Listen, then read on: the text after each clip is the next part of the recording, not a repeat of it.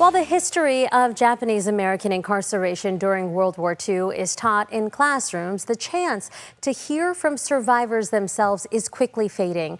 Well, today in Sacramento, a sold-out event at the California Museum brought those stories to life through a rare two-generation conversation.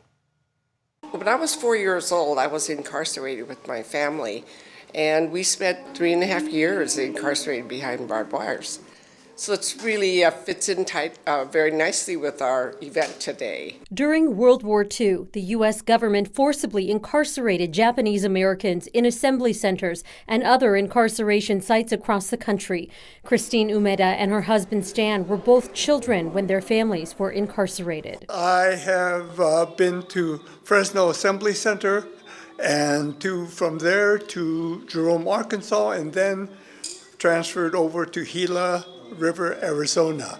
So I've been to the swamplands and deserts of America. For Stan, incarceration meant years of displacement. Personally, it was a journey of about 1,000 days, 992 to be exact, and was very anxious to come home. For Christine, the experience also meant losing basic constitutional rights. 70% of us were citizens, and so they threw out the Constitution in terms of due process.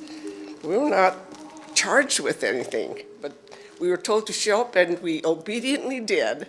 Their son Greg now works at the California Museum, helping educate visitors about this history and why it still matters. When I look around and you see the division that's out there, and you see prejudice and whatnot, this is a chance for me to actually do something about it and to show, maybe we're more similar than we are different. And the Umeda family says sharing their stories about making sure this history is not just remembered, but understood while there's still time to hear it firsthand.